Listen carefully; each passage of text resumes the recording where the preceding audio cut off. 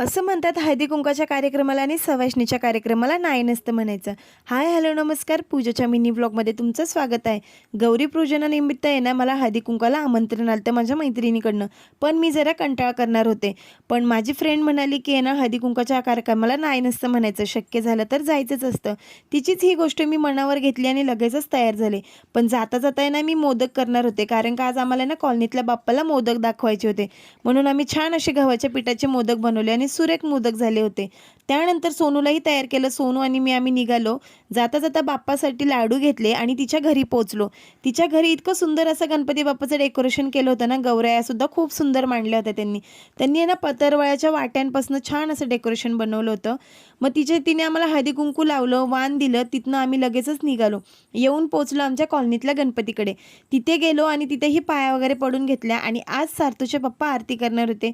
मग त्यांनीही आरती केली आणि शेजारच्या मंदिरामध्ये आम्ही बायका आरती करत होतो. आणि खरं सांगते आरती करताना सुद्धा ना खूप एकदम पॉझिटिव्ह वाईब येतात ना, खरंच खूप प्रसन्न वाटत होतं.